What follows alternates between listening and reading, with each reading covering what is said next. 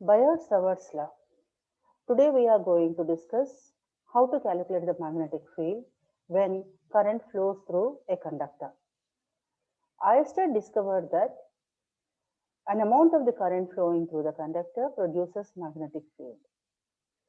But this experiment does not provide any formula for the magnitude of the magnetic field. Biot-Savart's law is the first law which provides an expression for magnetic field.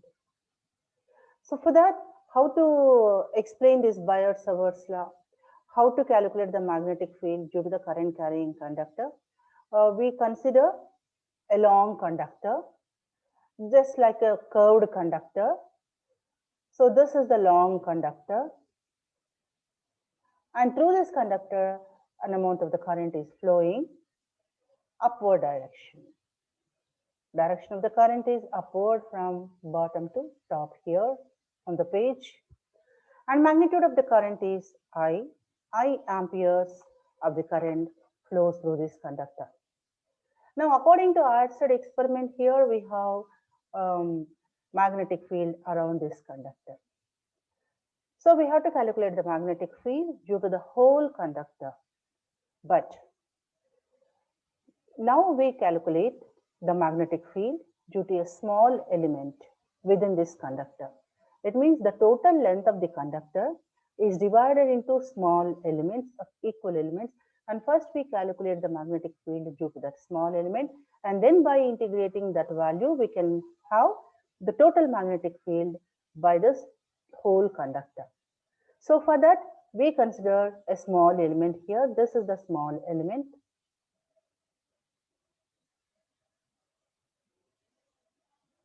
And which has the length dl.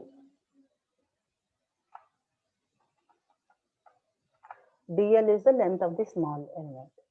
And now we consider a point. Here, within the field, and this point P, we consider this is the point P. And distance of this point P from this small element is R. So imagine the point P is at a distance R. Next, as it is a curved conductor, direction of the current through this small element dl is along a tangent line. So this is the tangential line which is drawn at the point dl, and this is the direction of the current through this element dl, and it makes an angle theta. So this is the angle theta made by the direction of the current with the length here. And now, so on what factors the magnetic field at the point P depends? First we have to study that. Let the magnetic field at the point B is dB. dB is the magnetic field due to the small element dl. So the first point on which the magnetic field depends is current. So it depends on current. So it is directly proportional to the current. It means when you increase the current, the magnetic field also increases here. And the second point is here length. So this length dl directly proportional, here the magnetic field is directly proportional to the length dl. As the length of the element increases, the magnetic field is also increased. And the third factor is sine value of the angle. So sine theta. So third angle is sine theta value. So this is the third factor on which the magnetic field depends. And finally, the distance r. So this is inversely proportional to the distance r.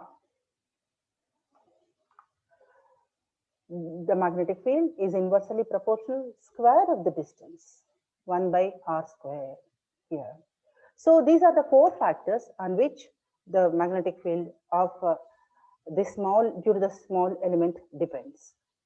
Then We can combinedly write these equations as, so this is directly proportional to, and as this equals to one constant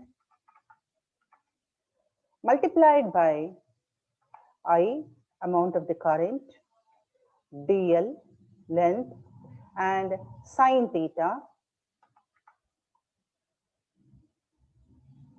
divided by r square. So the proportionality constant here, this is the proportionality constant is taken as the permeability of the free space here, dB equals to permeability of the free space. This is denoted by mu naught. This is the constant value, and divided by 4 pi.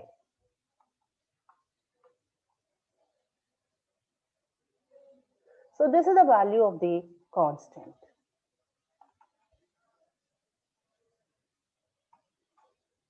And multiplied by ideal sine theta by r square here.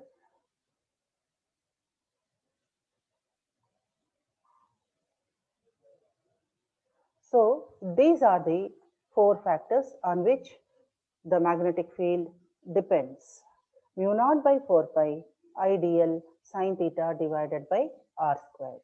Then the magnetic field due to the whole current carrying conductor, the magnetic field is calculated by integrating this dB value here. So this is integral dB. Magnetic field due to the whole conductor is integral dB, and by integrating mu naught by 4 pi ideal sine theta divided by r square, we can have the total magnetic field due to the whole conductor. Student, this is about Biot-Savart's law. So according to Biot-Savart's law, the magnetic field which is produced due to the current flowing through an element is directly proportional to the current. Here we have the current, and directly proportional to the length, directly proportional to the sine value theta, and inversely proportional to square of the distance. And dB equals to mu naught by 4 pi ideal sine theta divided by r square. Using this expression Biot-Savart's law, we can calculate the magnetic field due to different conductors of various shapes like a circular loop, straight conductor, solenoid, and a toroid, etc. So in the next class, we will discuss about the applications of Biot-Savart's law, that is field due to a straight conductor and a solenoid and toroid also. So this is the class of Biot-Savart's law.